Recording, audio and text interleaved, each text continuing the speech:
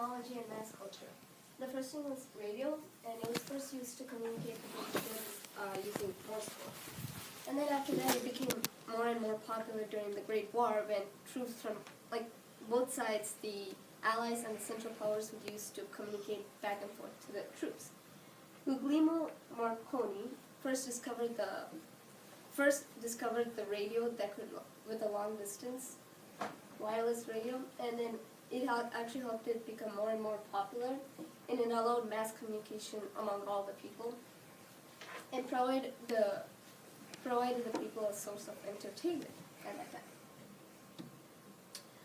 time. And then after that came the motion pictures, which was first created in the 1890s, and most of the sources say it was created by the Lumiere brothers in France, and their first film was a 10-second film about a train just taking off, which it scared the people so much they thought it's going to come at them who were in the theater, and they thought it was like 3D, which it isn't. And then 1890s, it was basically like that. It was less than a minute and not really that much. But then by 1920, the film started actually being more than a minute and actually having a story and all that stuff. And if you guys seen the movie Hugo, it's like George Millet, played by Ben Kingsley. His story is like, it's actually like how he started making movies. That part is true. And he he was like one of the first filmmakers to make a movie with all that magic and aliens and all that stuff. By the year 1939, more than 40% of adults watched movies at least once a week. And mass culture. There's two new leisure groups that were formed in Italy and Germany. The Dopo Lavoro, which means working man's club in Italian. Opera Nazionale Dopo Lavoro, or the National Recreation Group, was like the leisure club for adults. And then there was the Kraft durch Freude in Germany, which means strength through joy in German. It was a state-operated German leisure program like the Dopo Lavoro, and it was to promote the national socialism between the people, but ended up becoming the world's largest tourism operator. Mussolini. So Mussolini's success as a dictator can be contributed to his use of newspapers, radio and cinema, propaganda posters, and the Dopo Lavoro. So before World War I, the socialist newspaper Avanti gave him more influence and was able to promote his socialist agenda, since he had not created fascism yet. And then he also began to be more recognized, which was crucial to his rise as a dictator. Then in 1914, Mussolini split with the Socialist Party, and he created the newspaper Il Popolo d'Italia, which became the foundation of the fascist movement. Newspapers during Mussolini's dictatorships were major tools for propaganda, and they were extremely censored, so they could shape the views of the people. However, only those who could understand the newspapers could really read them, which was a minority in Italy. So radio and cinema, on the other hand, was able to shape the views of those who couldn't read. Mussolini often took advantage of the radio for propaganda. So, for example, those who couldn't meet at the giant fascist gatherings could then listen to the broadcasted live speeches of Mussolini's on the radio.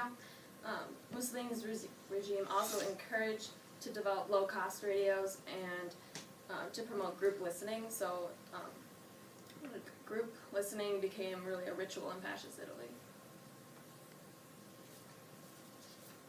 Okay, and then films which were not used as extensively were still very censored, and multiple nationalist and patriotic documentaries were produced to glorify fascist achievements.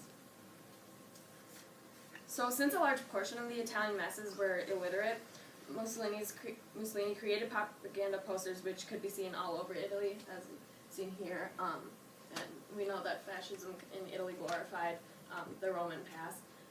One of the most extensive forms this propaganda took was the personality cult of Mussolini.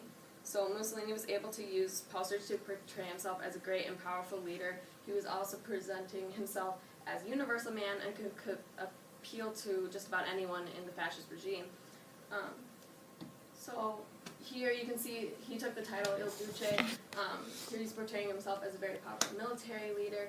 And then over here, just showing that he has some of those luxuries and just We know that from Palmer and videos we watched that he used to go around shirtless and trying to portray himself as like a macho guy.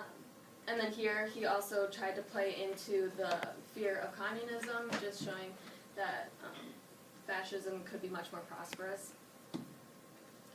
So the Doppel Aurora was a leisure program under the government agency Opera Nacional Doppel Aurora, as we heard about in Janice's presentation. It was first created to gain support of the Italian masses after the ban of trade unions. And then in the Doppel Aurora, there were many efforts to enhance sports activities, summer camps, and then journeys to mountains and seas, all of which had very cheap rail fares, so everyone could participate. The Doppel Aurora served as a buffer in response to the society's discontent. So there was a passive acceptance of the given situation. I mean, the government was trying to do everything to provide leisure and fun for the people, so it would distract them from the brainwashing of the entire regime. And then the people were also exposed to propaganda through the Doppel Aurora. The OND distributed many government-issued radios to regulate information, so this information was very censored and it prevented any public aggravation in Italy. The OND's use of the radio as well as the cinema was very efficient in distracting the masses. The Doppel Aurora even purchased some mobile projectors to go out to more of the rural areas in Italy. Thus, newspapers, radio and cinema, propaganda posters, and the Doppel Aurora all helped Mussolini gain more influence in fascist Italy. Okay, so Adolf Hitler rose to power in the Nazi Party, controlled the German people, and battled Allied forces in World War II through the use of his autobiography Mein Kampf, propaganda, radios, and military technology. So, as you guys know, Hitler tried to rise to power through the beer hall putsch, where he tried to take power of the government, but it failed and he got arrested. And it was in jail that he received a typewriter as a gift, and he used it to write his autobiography Mein Kampf, which means My Struggle in German.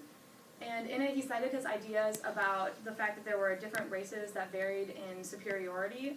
He thought the most superior was the Aryan race, which were people, Northern Europeans with blonde hair and blue eyes.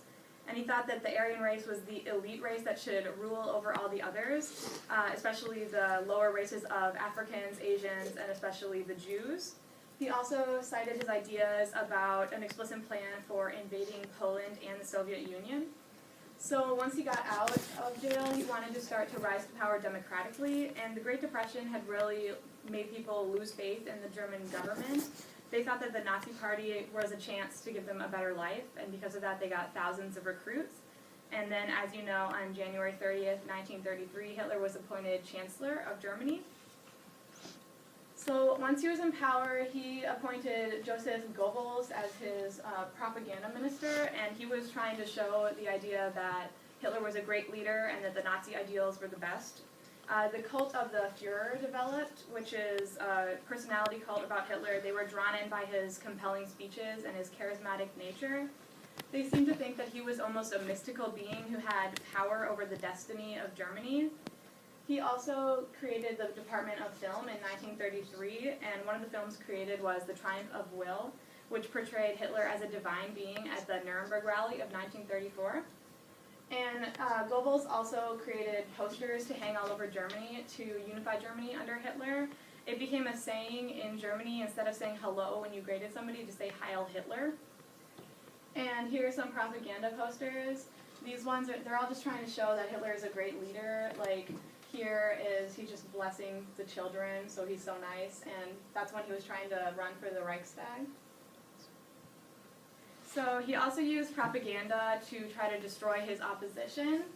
Starting in May 1933, student organizations started realizing book burnings, where they would destroy any books they thought contained un-German ideals. These would be burned in elaborate ceremonies, and they included works of Albert Einstein, Sigmund Freud, and Helen Keller. The Nazis also took control of the educational system so that children could be raised with fascist ideals. They taught obedience to the party, love for Hitler, and anti-Semitism to the children. And Hitler had really blamed the Jews for the economic crisis, and he hated the communists. So he would try to show these ideas in his propaganda. The first two are showing the Jews like stealing the money of Germany and that they caused the Great Depression, and this one is the Jews behind the Allied powers when they were in World War II.